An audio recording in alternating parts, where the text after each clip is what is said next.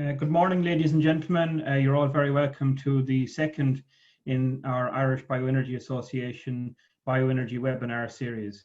This morning, our topic is district heating, decarbonising our heat demand. We're delighted to be joined by two speakers this morning. First speaker will be John O'Shea. John works as an energy systems analysis at Codema, and Steve Richmond, who is head of marketing and technical at building solutions at REHAU. We will, after the presentations, which will last approximately half an hour, we will then proceed to a panel discussion. And joining us on the panel discussion will be Noel Gavigan, who is the technical executive with the Irish Bioenergy Association. There will be opportunities for you as participants to feed into the discussion, and I would ask you to post your questions in the Q&A tab, which is available on the bottom of your screen. So without further ado, I'd like to introduce our first speaker. John O'Shea works as an energy systems analyst at Codema. John holds a postgrad diploma in sustainable energy from University College Dublin and a BE in civil engineering from IT Carlow. He is also a CIBSE certified heat network consultant and a qualified domestic BER assessor. John has worked in the area of energy master planning, techno-economic analysis and sustainable business case development since 2013. And he has also experience in the design of hydraulic analysis of district heating systems. He joined Codema in early 2018, and John has primarily worked on the Interreg Northwest Europe's South Dublin District Heating Pilot Project, providing technical advice, partaking in stakeholder engagement, developing procurement strategies and implementation, and performing whole life cost benefit analysis for the proposed district heating system. So I now would like to hand over to John, who will take you through his presentation. Thanks, Sean. Hopefully everyone can see my screen there. Yeah, so I guess that was a pretty full introduction there, so I won't dwell on this slide. Sorry, John, if you could just maybe turn on your video, please, that would be good. Yeah.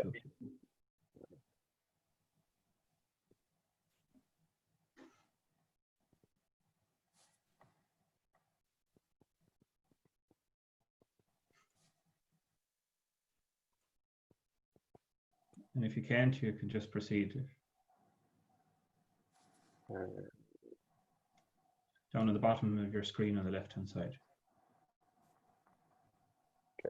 Okay, thanks, John. I'll hand over to you.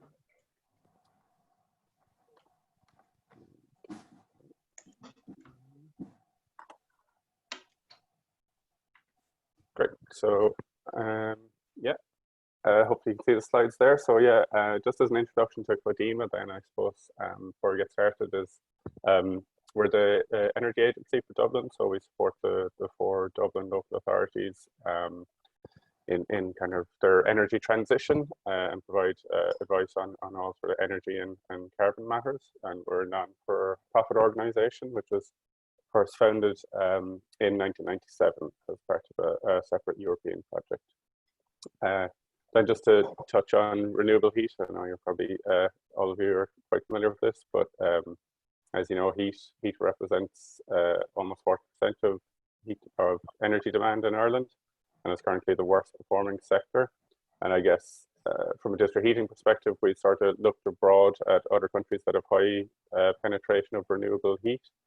And as you can see from the diagram there, a lot of those countries have a high degree of district heating in them as well. So we're trying to follow a well-worn path, I suppose, and move ourselves from being second last in Europe in terms of renewable heating to being one of the leaders. I guess from a policy perspective, then this has kind of been recognised at all levels at this stage. You know, from the Energy Efficiency Directive, you know, where they ask for a kind of comprehensive assessment of district heating opportunities to develop networks. From the National Climate Action Fund, so last year we secured 25 million for 2 pilot projects in Dublin, heating pilot projects. The Climate Action Plan has 3 kind of specific actions in relation to district heating, and also is kind of seen as a key piece of enabling infrastructure for geothermal progression as well. And I suppose last week as well, we got the news for the new program for government. So one of the kind of key points on that in relation to district heating is the ambition to learn from the pilot projects in Dublin and kind of upscale that program.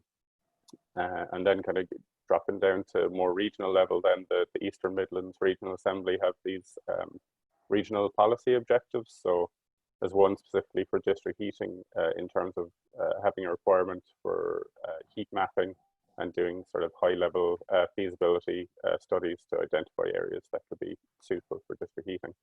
And then down to kind of local authority then level, I suppose we've kind of two examples in terms of South Dublin County Council and Dublin City Council. So just using South Dublin as an example, they've included sections in their planning policy on low carbon district heating, kind of utilization of waste heat, and also geothermal. So what exactly is district heating then? So I think the best way to think about it is probably to think about it as a central heating system in your house, but rather than having multiple radiators, every radiator is a building. So it's a network of highly insulated pipes. So it's fairly simple concept, but you know it's very flexible. It's often referred to as being technology agnostic. So it's used quite often to integrate kind of multiple varying types of heat sources. So yeah, essentially you have your pipe network that's connected to these dwellings through a heat interface unit, and you've got your flow and return pipes. So you've got your hot water pipe sending hot water to the building, and then a return pipe sending the cooler water back to the energy centre. And then kind of looking a bit more specifically at the kind of traditional steel pipes, I guess. I know Steve's going to talk a bit more about REHAU and their kind of plastic pipe systems, but just touch on the traditional ones here. So they're essentially a steel carrier pipe with polyurethane insulation, and then an outer casing of high density polyethylene. And they also incorporate these leak detection wires. So essentially, if you get a leak, the kind of water makes the insulation wet and creates a kind of a short circuit in the wiring system itself. So it basically sends an alarm saying you have a leak, and it also allows you to locate that leak through measuring the resistance.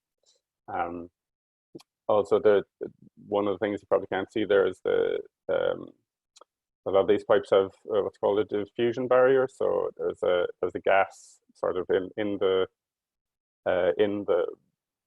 foam, which provides kind of further insulating properties, and then there's a diffusion barrier outside the foam then to stop this gas from leaking.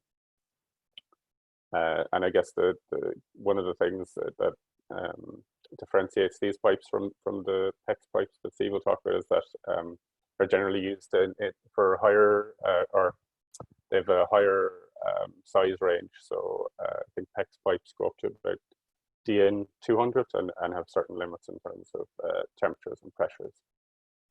So for district heating then, so what makes it so cost effective? So for even talking about the ability to integrate, you know, low carbon technologies, there's kind of two main drivers that apply to all district heating systems in terms of making them cost effective. So the first one is what we call diversity of demand. So basically the fact that every building has a different demand profile.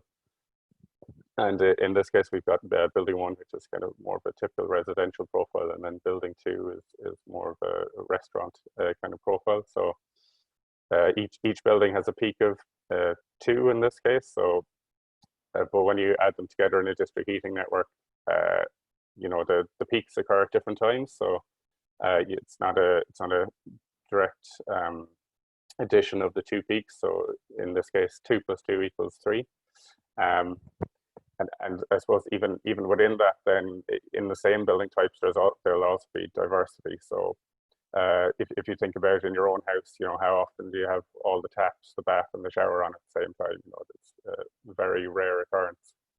And then just to kind of show that in a different form, then this is kind of what's often used in design. So these are diversity factors based on number of dwellings. So the blue one there is the domestic hot water. So you can see that when you have about 200 dwellings, rather than adding all those peaks together, the peak actually equates to around 6% of those aggregated peaks. And then space heating is a bit higher because it kind of runs for longer durations. So there's a lot more overlap in terms of demand. And I guess the second thing then that makes district heating systems so cost effective is economies of scale. So I guess you should be familiar from going into any supermarket, you know, where your giant bars of chocolate per kg are a lot cheaper than your smaller ones. So in this case, I've just taken individual heat pumps as an example. So if you 205 kilowatt heat pumps, you know, it's a megawatt of heat, but it costs you approximately 2 million. But a district heating large scale heat pump, it's one megawatt heat pump with a cost of 500,000. Yeah, and then I guess in terms of district heating, I mean, there's many benefits that kind of even go beyond heating. So the ability to kind of utilize industrial waste heat that wouldn't be feasible to connect just a single building to. You know, it can use that waste heat and also provide cooling back to industrial facilities.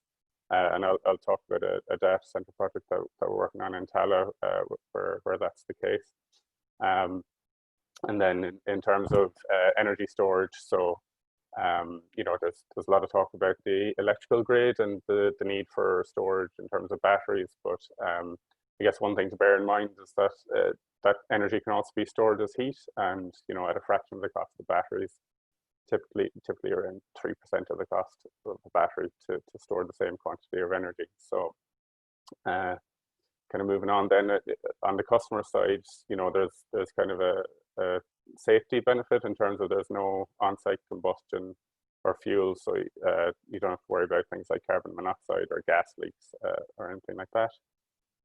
You know, it's generally it's a lower carbon, you know, and cleaner method for generating heat. So, you know, you have, for example, you know, if you're using your waste heat, you're essentially using the energy used to generate that heat twice. So first time in the industrial process and second time to heat homes.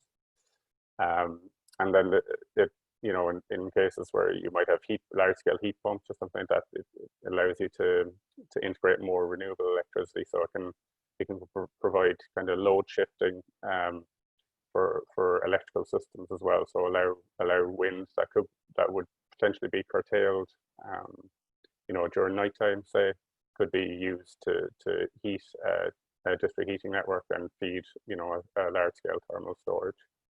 It also one of the advantages is reducing the fossil fuel imports. So I guess Denmark is often held up as the example of you know, a country that has a lot of district heating, and the main driver behind that was the oil crisis in the 70s. So they wanted to reduce their dependency on imported fuels, and you know, they went down this road of adopting district heating networks to kind of reduce that dependency.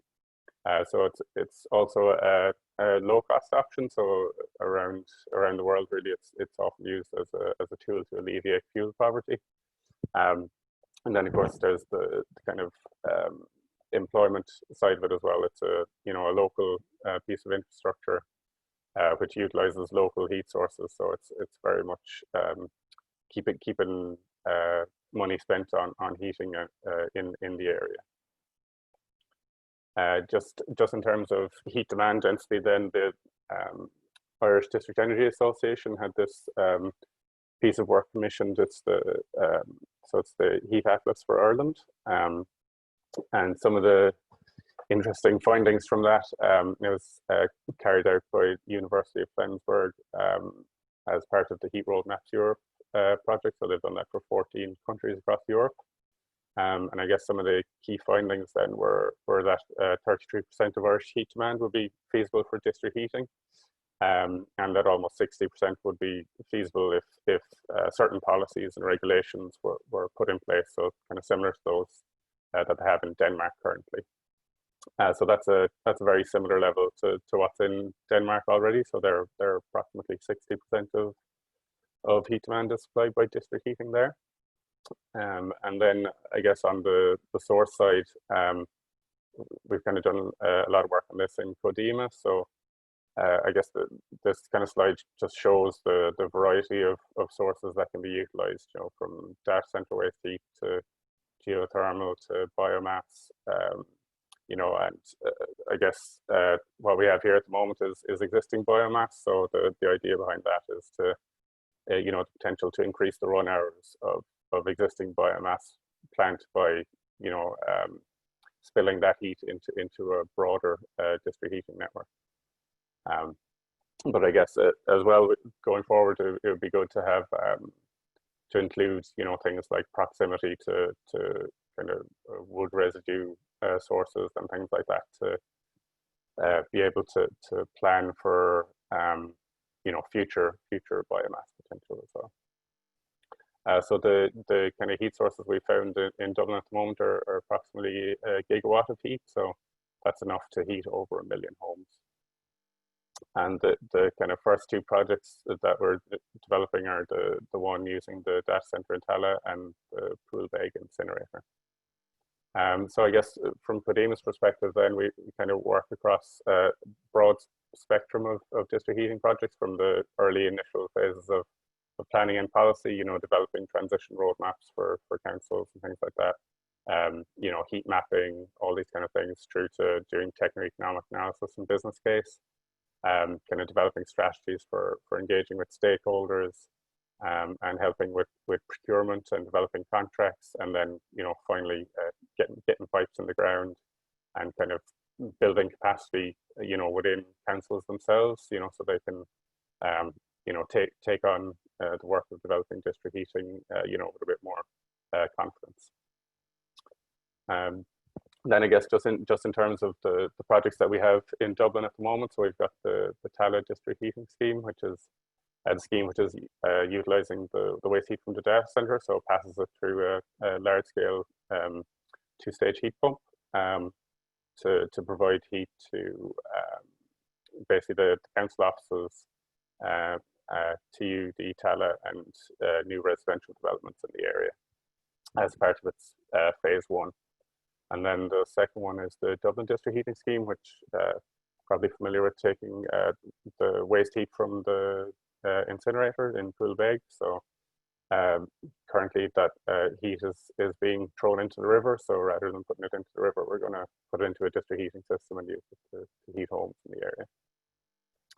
And then just in terms of giving some examples of biomass production for district heating abroad, I was in Denmark back in January. So this is Fenvarmfluen, which supplies the city of Odense in Denmark. So 97% of the buildings in Odense are supplied by the district heating network. So it just kind of show the kind of various sources. I mean, the system includes biomass CHP, it's got an energy from waste plant, uses data center waste heat, and, you know, there's many others.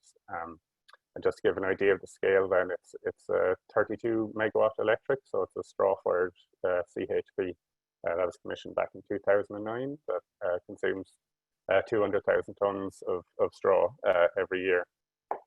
And you know, it's at its peak, then it's consuming 4 bales a minute. So on the pictures there on the right, you can kind of see the bales coming in on the back of a truck. So it drives in through this door here, and then a kind of a gantry crane comes down, lifts them out onto a conveyor belt to feed the CHP engine.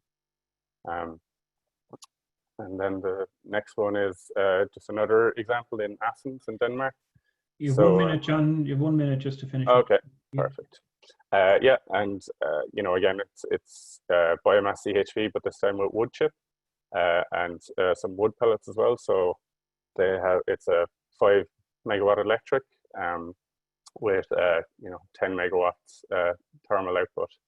But they also included a kind of flue gas heat recovery, which gives them a further 4.6 megawatts. And also, when using this heat recovery, they get a lot of condensate, from the flue gas. So it's 5,000 liters per hour, and because they have an electrofilter, that's kind of clean enough for them to put back into the CHP to generate power. So they're kind of more self-sufficient doing it that way. And then just an interesting point in terms of moisture content, so they can run the CHP at 90% of its rated capacity with a moisture content of 60%. And once it hits 55% or lower, they're able to run at 100% output. Yeah, so that's it from me, but always happy to answer any questions after if people think of them following the webinar. Okay, thanks very much, John, for your presentation, and we look forward to chatting more about some of the aspects of your presentation in the panel discussion after our next presentation. So while Steve is just getting set up there and sharing the screen, I'd like to just maybe mention to you that the Irish Bioenergy Association, we're joined this morning by both members and non-members. For the non-members present, we're the representative body for the Irish bioenergy sector, covering the sectors of biomass, biogas, biofuels, energy crops, and wood fuels. And we're continually looking for new members, and we would be delighted if any of you are interested in speaking to us about that and getting involved in the organisation. We have a number of research projects ongoing at the moment, and I'd like to specifically mention our 3C Interreg Redirect, 3C Interreg Northwest Europe project, which is looking at the whole carbon circular economy, and one which we will be publishing more details about over the coming weeks and months.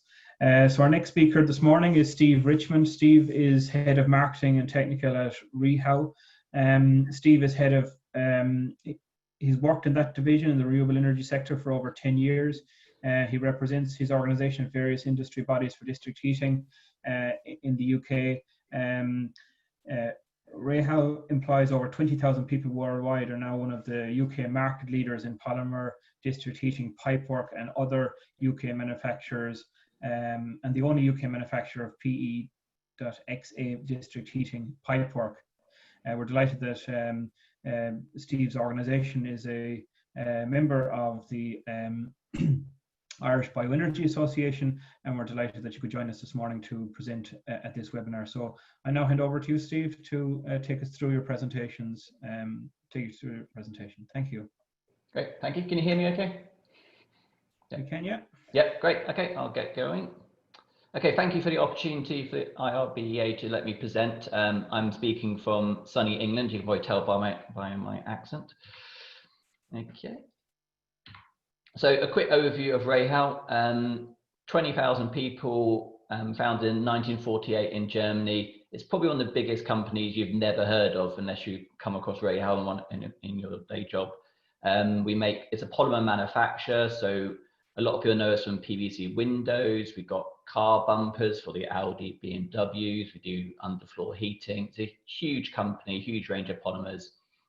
But what I'm here to talk about today is our district heating offering and how we support people. So we are the market leader, we believe, on polymer pipes in the UK. I'm based at UK head office, but we also have a regional office in Dublin. We manufacture district heating pipes in North Wales, in Blaenau Festiniog, so that's middle of Snowdonia.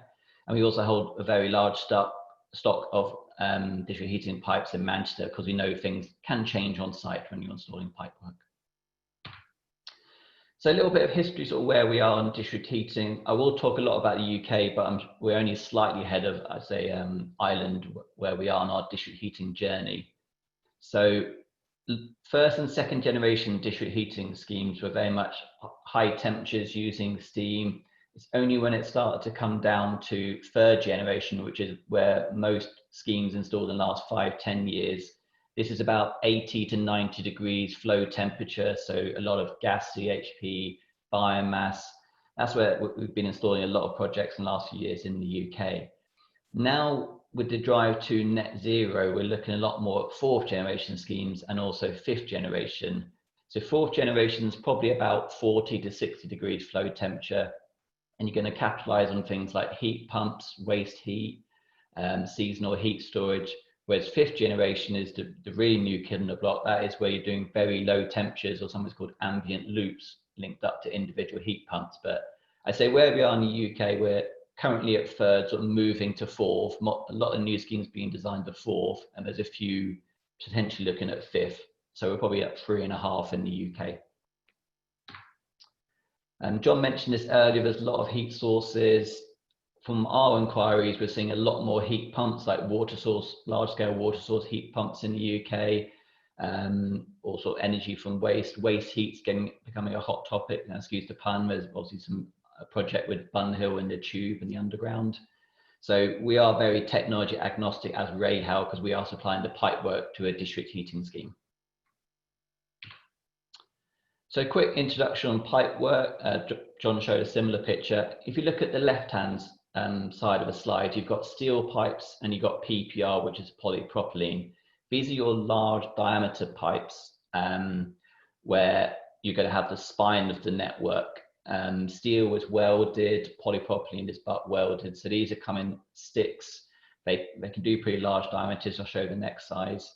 What we then go into for the house connections is what's on the right-hand side, which PEX pipes. There's different types of foam, as you can see in the pictures, but they do the same function. So that's going from the main spine, typically into the buildings. That could be a large commercial or individual property. So it's kind of spine on the left, house connections or building entries on the right-hand side of that slide. Steel is still common in district heating now. It's mainly because when you need a really large system, like a citywide scheme of say 50 megawatts, 100 megawatts, you're not going to be able to do it in polymer pipes. So steel is still needed when you get to the very, very large pipe sizes. But as you can see, polypropylene, which is sort of the newer system, that can do DN350, so you're potentially looking about 15 megawatts or so from a polypropylene spine. So it's when you get to the really large scale schemes is when you still need steel. And PEX, typically it's up to about 160 mil OD or around DN130 or so. But what's quite interesting in the last few years, with this change from 3G temperatures to 4G or fourth generation, is that because it's dropped from sort of 90 degrees flow to maybe 60, 70, but all the materials are going to get way over 50 years in lifespan. So I think the main decision on material choice now is what is your pipe size which you need, because it's not an issue of temperatures and pressures like it maybe was at 90 degrees or 85 degrees. So steel and polypropylene come in sticks, polymer pipes come in coils. Steel, you need a specialist steel welder. Polypropylene, a civil contractor, because it's like a gas or water main installation. And PEX, you can do it with a civil mechanical contractor. We have a mix of our installer base. One of the key differences when you design or install a different materials is steel needs expansion loops in the ground. You can see it on the picture I've put with the steel pipe. So that is because of the huge forces involved when the pipe expands and contracts. Steel, we need to compensate for that in the ground, whereas polymer is self-compensating. And the leak detection topic is to do with corrosion on pipes. That polymer pipes aren't prone to corrosion like steel pipes are. I think back to the expansion loops, I think a picture paints 1,000 words, and this is a bird's eye view of a steel installation in Germany. I think when it comes to digging up roads, no one likes roads getting dug up if you're installing it along a street. So this just shows how that need for an expansion loop causes a big increase in the excavation area, and also time for installation because more welds, more joints needed on site. So when it comes to heat network design, it's always a balancing act. You want to look at how big a pipe do I need. Big pipes are great for reducing pressure losses, but then it costs more, a bigger pipe size, and your heat loss is typically higher. So it's always trying to get, if you do too small pipes, it's great for heat losses and capital costs, but then your pressure losses are too high. So it's always trying to get the right balance. And whenever we look at a project, it's trying to look at the whole picture, the OPEX and the CAPEX, and really trying to get that. A common misconception in the UK is that we find a lot of people assume that having two single pipes, a flow and a return pipe, is that heat losses would be better having two individual pipes. But if you think about, you've got hot water going through at say 70 degrees through that flow pipe, surrounded by ground at 10 degrees, that actually sheds more heat than having a pipe going, a twin pipe with a 70 degree and a 40 degree. So actually twin pipes are always more efficient. So we'd always recommend using a twin pipe, as we call duo pipes, where possible. And we just put some examples on there, but roughly at 80-50 flow and return temperature, it's about 30% more efficient to use a twin pipe and single pipe. But quite often we still get drawings with single because either client or consultant, someone thinks it's more efficient to use single pipes for heat losses. So this slide looks very complicated, but the main message here, you've got 10 blocks of flats at 200 kilowatts each at small blocks. If you designed it at 20 degrees delta T, and that means 80-60 flow and return or 70-50, you would use the pipes in the black font. But if you designed it at 30 degrees, so moving from 80-60 to 80-50, you can see you drop the pipe size all the way across the network, going from the initial spine coming from the plant room down to the pipes going to each of the individual blocks. And you think, well, that doesn't sound like much, it's dropping one pipe size. But actually, when you put that into putting some numbers on it, that 80-60 network at the top, just using some list price of an idea, £188,000. If you change that to a 30 degree delta T, so 70-40, you've dropped a lot of pipe sizes, so that's already gone down to £145,000. If you go to a 40 degree delta T, you've gone to 118,000, so that's nearly 40% saving. Just looking at, so nothing else, purely looking at the flow and return temperatures. And as I talked about, modern networks becoming more looking at 4G temperatures, so that's 60, 65. These are the kind of new build schemes we're designing at the moment. 60-30 seems to be quite a common one, or 65-35. So having that big delta T has a big impact on the capital cost. I think that's just the materials as well. You're going to have smaller trenches as well, probably quicker to install. So there's a big potential capital saving. And we all know that capital cost is potentially one of the big barriers on district heating.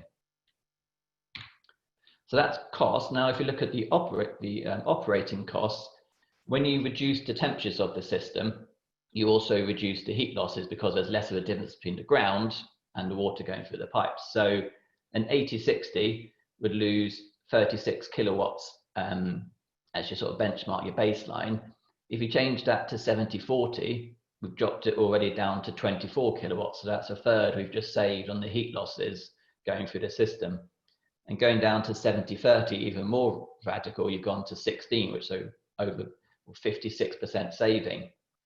So it's so important to get those early initial design decisions done correctly, because it has such a big impact both on the capital costs and the operating costs. Now, what's quite interesting here is if you look at 60-40, you've got about 24 kilowatts, whereas 70-40 is almost identical. So just to think, I've dropped the flow temperature, that'll be enough. It's not as simple as a combination of the flow temperature and then the return. So you can't just think, I've got 60 degrees, it will be the most efficient possible. So you really got to look at both the flow and return temperature rather than dropping the flow temperature. So looking at a fourth generation heat network, as I say, we're seeing more and more of these in the UK, you're probably getting about 30 to 40% heat loss saving over an equivalent 3G network of the same size. So that's all about the OPEX, whereas the CAPEX is more about the initial operating temperatures, but also the choice of pipework, because there's various installation costs you need to look at, like welding and trench size. So I think going 3G to 4G is the OPEX, my point is, whereas CAPEX is more your initial operating temperatures, i.e. your delta T, that change in temperature, and then also your pipe choice. But it's quite easy to influence both at the early stage. So the kind of jobs we get involved in the UK, on the left-hand side, this is, I think, one of the largest air source heat pumps in the UK. It's in Scotland, as you can see. It was a social housing project in Glasgow, and I believe, I think it's either 75-45 or 70-40, I can't remember the exact temperature, but it just shows that large-scale centralised air source heat pumps are getting done, and I think we'll see more of those going forwards with the drive to net zero. I think the one in Sheffield, I believe that's replacing a very old steel main which had corroded. So that was just connected to an existing gas network, just replacing it with polymer pipes. Other ones we've done on the left-hand side, if anyone remembers the 1970s TV show The Prisoner, with the big bubble and things, that's where it was filmed in Port Merion, North Wales. So it's a hotel and lots of, I think, holiday cottages, and that was a biomass boiler in about a 3-kilometre network, all in polymer. And we got another one, a biomass network there. I think that was social housing, I can't quite remember, but you can just about see the biomass boiler on the top right corner, and then the pipework just sort of fed around where the car park spaces go into individual buildings. Then that was a gas, I think that was a gas CHP actually, but it was a gas network, another social housing one in Glasgow.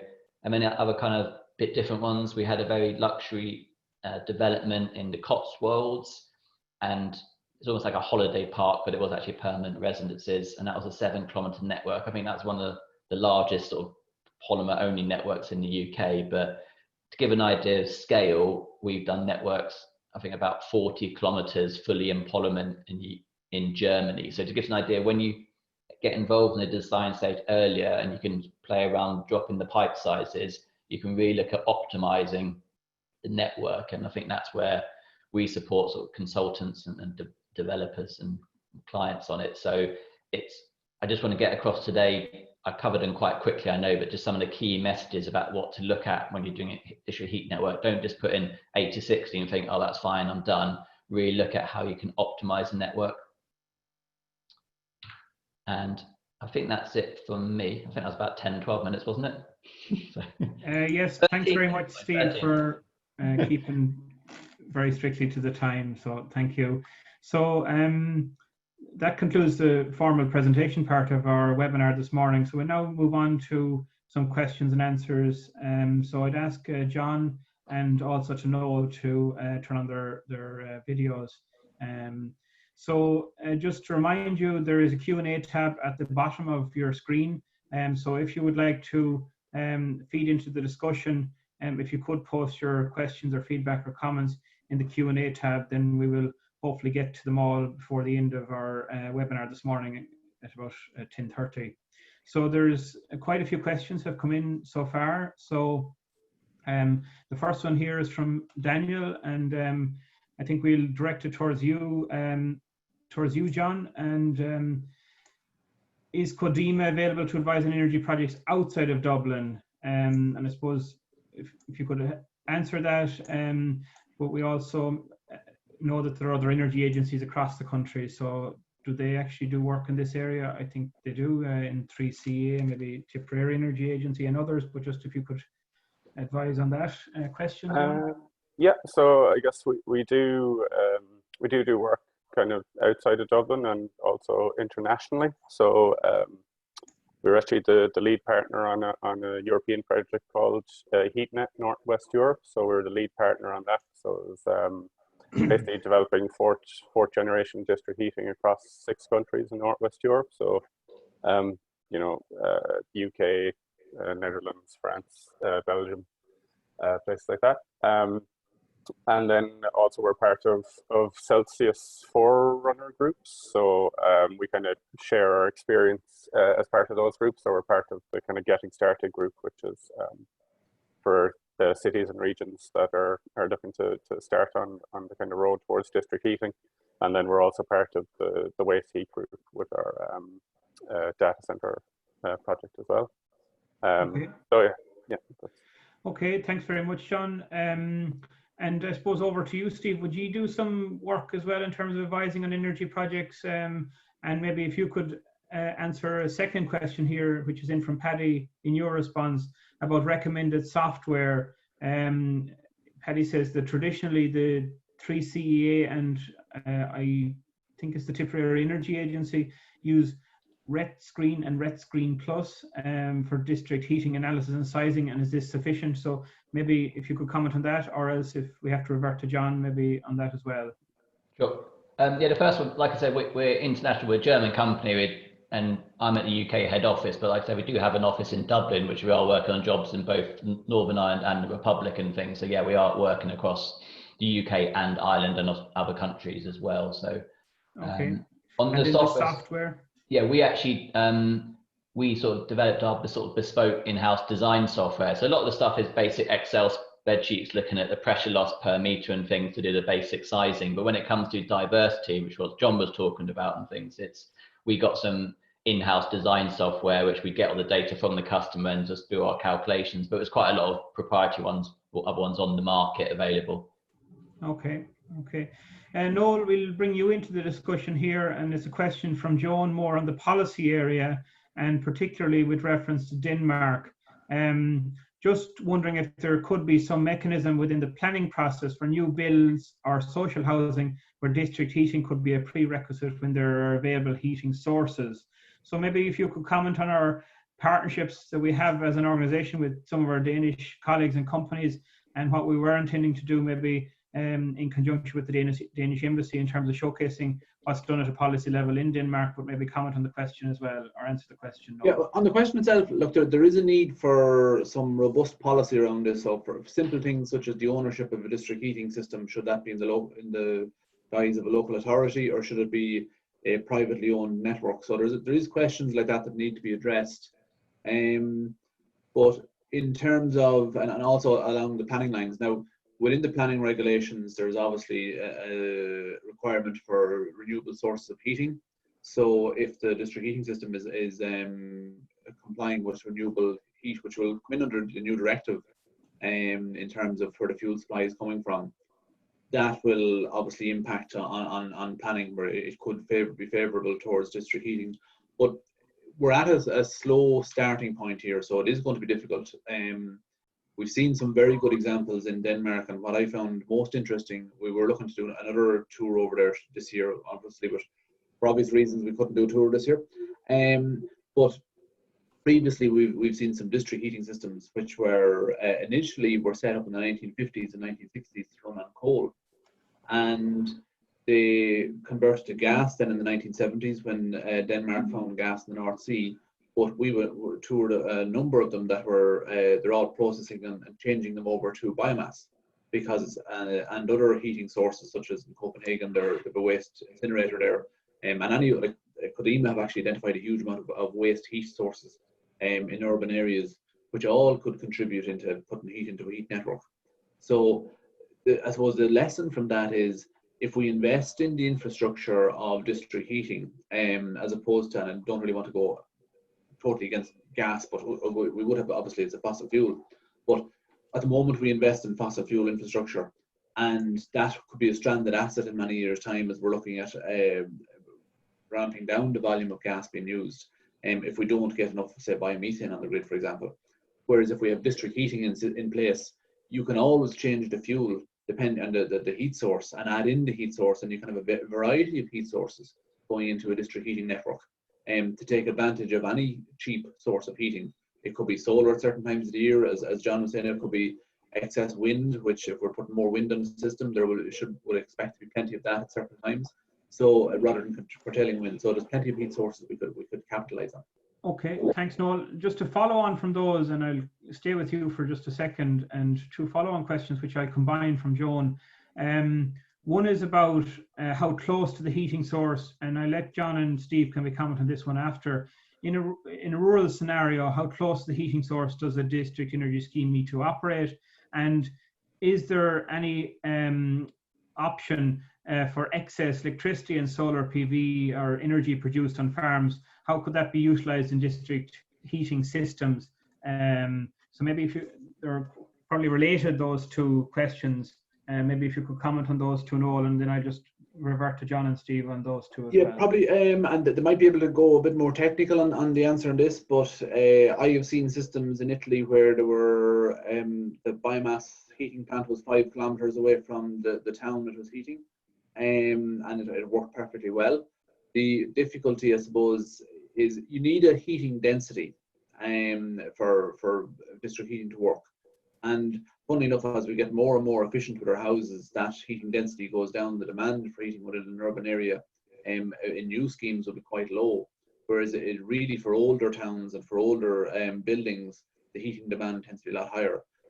John and Steve might have a better. Yeah, we'll revert to Steve maybe first in this scenario. From your own experience, how close would the heating source need to be, and are there options for linking up farms that are producing energy in a district energy system, Steve?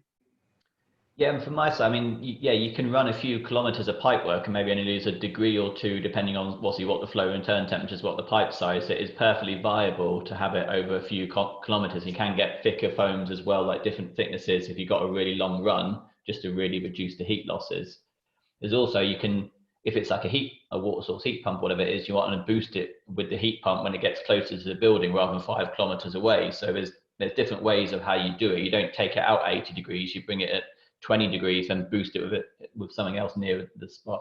I mean, on the heat density point, a lot of people say you can't do district heating unless it's ridiculously high heat density. But actually, if you've got a new build housing estate or a rural area and you've got soft dig and things, especially in new build where you've got trenches exposed already, you can put those pipes in the same trench. And actually, new build housing, I actually think, especially in rural areas, is a really good way of doing district heating. But generally, a lot of people say it has to be inner city areas and things. So I'm a bit maybe against, but in Germany, a lot of our success has been medium sort of sales, small villages and things where it's 5,000 people, a few hundred people just going on district heat networks in rural areas where it doesn't need to be inner city. So. Okay, thanks very much. Steve, John, do you want to comment on the rural scenario, but also the network maybe of linking up farms in terms of energy sources and supply? Yeah, I guess, yeah, in terms of distance between source and demand, yeah, it's sort of echo Noel's experience there, and I've seen loads of plants that have their heat sources, 5 kilometers from the city. And it very much depends on what type of source is as well, and the temperatures that you can achieve. So obviously, if it's something like an energy from waste plant or a power plant, and it's it's got a high supply temperature, and you're connecting to low return temperatures, then the difference between the two means you can have very small pipes to connect the source to the demand.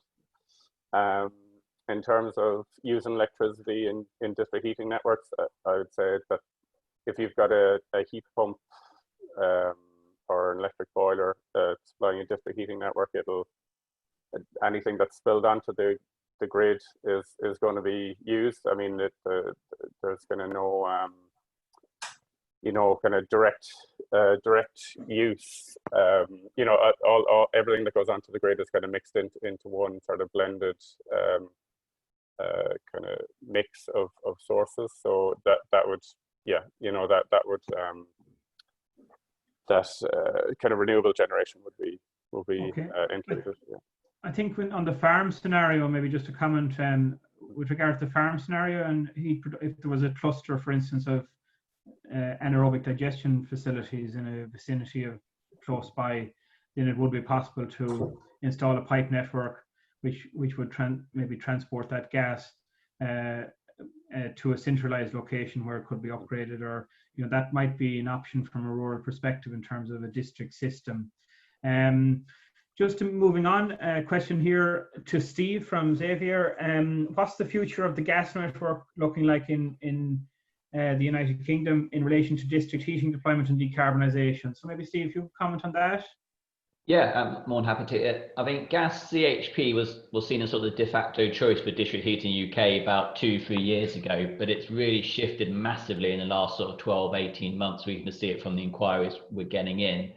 I think there's going to be a battle maybe between the hydrogen lobby, the heat pump lobby, and the district heating lobby in the UK. Which one? But I think it'll be a mix of all three in various guises. But I think the trend has been away from gas CHP on any new schemes, which is why they launched sort of the Green Heat Network Fund in 2022 to actually get a lot of low carbon heat sources onto UK projects and things, even existing ones. So I think we'll see there'll still be a gas rollout, which is going to happen. But I think over the next few years, with the hydrogen potentially always on the horizon, sort of 5-10 years away. But I think for district heating, I don't think there'll be many new build ones going rid of gas CHP in the UK. Okay, Okay. John, just referring back to you, a question from Bill.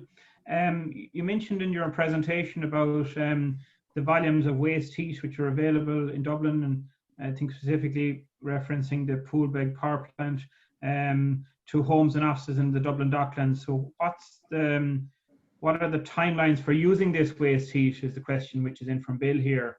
Or can you give us an update on where things are at in terms of moving that forward? Yeah, well, the Dublin scheme is sort of entering into its kind of procurement phase now. So I don't have the exact dates to hand, but I think in the next kind of year, 18 months, that project will start to come to life really in terms of putting pipes in the ground and getting the final designs done. Okay, and just a follow-on question, which probably is slightly related, but can you give us an outline of what the regulatory environment is for district heating in Ireland? I know in the recently published programme for government document, there's been a lot of mentions of district heating and district energy systems, and it seems certainly to be an area which is coming under focus from a policy perspective. So what's the regulatory environment around this area? Yeah, well, under the Climate Action Plan, there's an action to develop a district heating policy framework, and the department are working on that. At the moment, they put out a consultation back in, I think, February. Yeah. Yes, so February. yeah, so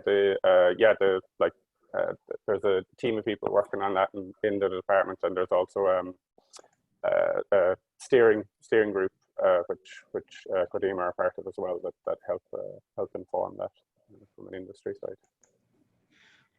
Okay, just moving on then, and I suppose it just goes back again maybe to you, Steve. It goes back again, and maybe we've answered this, but just to comment on it anyway. There's a question from Karen here. The recommended distances from geothermal sources to district heat, if a town is 5 miles from geothermal source, is it feasible to use the heat source reaching 23 to 24 degrees at upwelling? Maybe if you just comment on that, Steve. Yeah, I think it's a similar answer to before. You can definitely do it when it's kilometers away. Like I say, it kind of depends. Are you bringing it? Are you bringing the geothermal heat like sort of 5-10 degrees to 5 kilometers and then doing the heat pumps there? Or are you doing the heat pumps there and transporting the heat at the sort of 50-60 degrees? It kind of depends exactly how you do it. But no, back to the previous answer, it's very much possible to do things kilometers away. We've done lots of schemes in the UK and other countries which involve kilometer distances. Okay, thanks, Steve. And just a question for you all, maybe, and if there are any final questions that people have on our webinar this morning, if they could submit them, because we will be finishing up in the next couple of minutes through the Q&A tab at the bottom.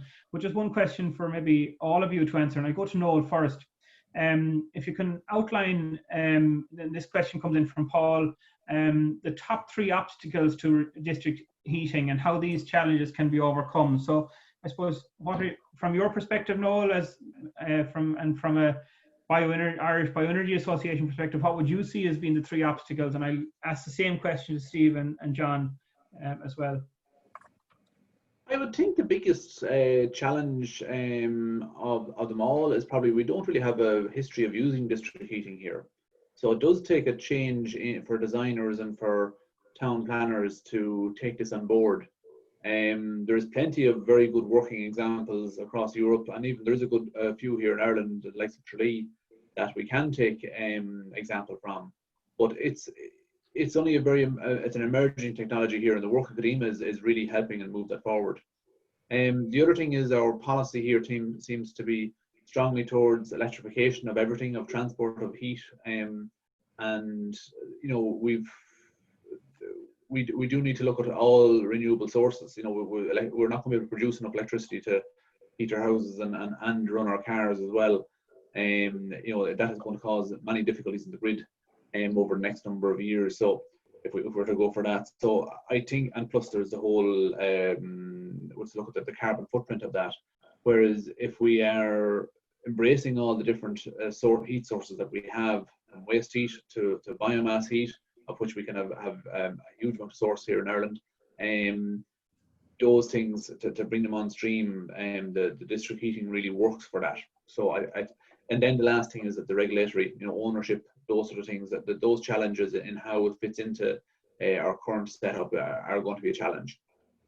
And again, Codema and others are doing great work on that. The 3CA have done a lot of work in the past and continue to do so, and has greatly benefited moving it forward.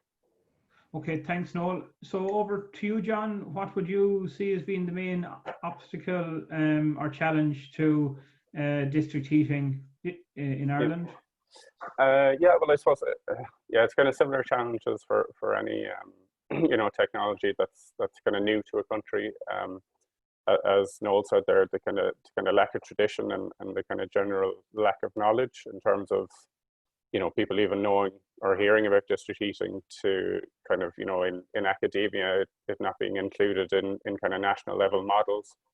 I'd say there's probably a lack of kind of long-term planning in the kind of heat sector. So I know we've kind of started doing it a bit in Dublin, and others might have done it outside of Dublin as well. But in terms of mapping areas with high enough heat density to support district heating, and also I guess having sort of a national level heat plan. And I know IrBEA and others are going to be working on that to develop a heat plan for Ireland. Okay, thanks, John. And Steve, do you want to just comment on what you see as being the main obstacles from your own experience to district energy and district heating? I'd say the first one is still it is a higher capex for another heating system. So if you've got a house builder, you thought, well, I can say it's much cheaper putting a gas boiler in every property on these 200 houses I'm building. So until it's legislated to do sort of district heating of low carbon things, that's one of our biggest barriers. The second one it's touched on is awareness. If you say we want to connect to this district heating scheme, people go, what? And we need to get past that. I think in the UK and Ireland, you can see it's a very low awareness. I think the third one is, when we touched on, is maybe the consumer issues with the potential monopoly when you're on a district heating network. Is they form the heat trust in the UK, sort of voluntary thing, and they're going to regulate it with Ofgem. I don't know what's going to happen in Ireland, but I think the whole consumer side of it is still a potential barrier to more uptake. Okay. Yeah, just to jump in there on the heat Sean. trust point. Yeah, so the project we're developing in Tala is going to have basically a contractual obligation to kind of mimic something similar to the heat trust, using that as a part of a framework. Yeah. Okay, thanks, John. One comment and one question, and we'll have to close it up with that. So I suppose it's a technical question, so I'll refer, and it's for you, Steve. It's from Pádraig. Could you talk about designing radiator and underfloor heat emission systems for district heating systems Delta T30 and T40 degrees? Yeah, I mean, yeah, sure. Yes, I mean, district heating can go to any heat source. I mean, if you are running it is more efficient always to use underfloor heating where you can, because it is more efficient and radiators. So we'd always recommend it. But doing a flow temperature of 60 degrees and running it underfloor heating at 40, 45 shouldn't be an issue. And so the only issue you might have on a fourth generation network is if you're running it at 60 degrees flow and you've got an existing building running radiators at 80, you might have to look at how they do also the radiators in there. So to be fair, fourth generation is typically for new build systems. If you've got an existing radiator system, you might not be able to do that. But I mean, we do underfloor heating too, so we design both the district heating side and the underfloor heating side. So it's perfectly, I'd recommend underfloor heating on a new build system just generally. So if it's district heating and underfloor heating, that's a good heating system. Okay, thanks. Sorry, just to jump in on that there, actually, just I think a point that might have been missed slightly is that a lot of these temperatures will depend on the building itself. Yeah. So if you have older buildings, then you might need to achieve an 85 degree flow temperature in winter to keep it warm, and that'll also older buildings will generally have a higher return temperature as well. So, yeah. Okay. The last question or comment really, it's from Sarah, and I just maybe refer to Noel just to comment briefly. Could the SSRH help to overcome the barriers to the development of district heating in Ireland? So maybe Noel, do you want to? It's the only option for, I suppose, domestic heating to be supported through the SSRH. It's if it's through a district heating system. The SRH doesn't directly support domestic heating systems, but it does support district heating. So it does have that in its remit. Depending on the source of heat, whether it's large biomass, and I know a number of people have looked at this around the country, and there's some plans afoot to consider it further. But the SRH does give good support, and it's aptly priced. It's not overpriced. It's not underpriced. It's something that gives a relative amount of support. District heating, though, itself as a network, obviously, as Steve has said, and there is a cost involved. Now, when you're digging up streets anyway for gas pipes or something else, obviously a big part of your cost is the labour of open trenches and closing trenches. After that, it's the infrastructure of the piping itself. I don't have the figures offhand, and maybe Steve would, but I'm sure the cost in terms of opening and closing roads is far higher than the cost of the pipes that are going into it. And so therefore, it makes sense when we're making that investment that we would strongly say that when we're looking at, especially when we're looking at rolling out, there's still the gas network being rolled out. And if we're going to roll it out to the edge of a town, we think it should be stopped at that point, and you put a district heating system in, and you future-proof that town so that it can change from gas in 10 or 15 years' time, or it can go straight to biomass or other heat sources straight away. But by using a heat network, what we want in our buildings, it's not gas, it's not oil, it's not any other fuel. It's not the fuel we want, it's the heat we want out of that. So by putting in district heating systems, we are future-proofing those areas. We are opening it up so that you can take on any heat source, whether it's a data center or whatever else that is excess heat, and that can be plugged into the district heating system. And we can, it makes a much more efficient system within an urban area, that you can capture all those excess heat sources. Okay, thanks very much, Noel. So I think that really concludes the questions. I suppose just one piece of information I'd like to share with our participants, and John briefly referred to it. We are engaged at the moment through Renewable Energy Ireland and in partnership from an Irish Bioenergy Association perspective with the District Energy Association to fund a heat study and heat plan to set out how much renewable heat can be achieved in Ireland over the next number of years. That's currently been, work has been completed by XD Consulting, so we look forward to seeing what the findings from that report will provide. So I'd like to thank you all. Thank John for being part of the webinar this morning. Also thanks to Steve for contributing. Thanks to Noel for being involved in the panel discussion. I'd like to thank Teresa O'Brien, who's behind the scenes and who has done a lot of work to make this happen in terms of setting up everything for us and advertising it and promoting it. And finally, I'd just like to thank all of you, the participants who have logged on this morning. Our next webinar will take place in 2 weeks' time. It's fortnightly. It's every Wednesday on a fortnightly basis at 9:30. We're just finalising our topic for the next webinar, but we may do it on the biofuels area, but we just have to confirm that and keep an eye on our social media channels and all our various communication channels for details of our next webinar. So on behalf of the Irish Bioenergy Association, I'd like to thank you for your time and look forward to seeing you all again on our next webinar. And if you would like to get in touch, you can check out our website or indeed email us at contact@irbea.org. So we'll leave it at that, and thank you very much, everyone. See you now. Thank you. Thank you.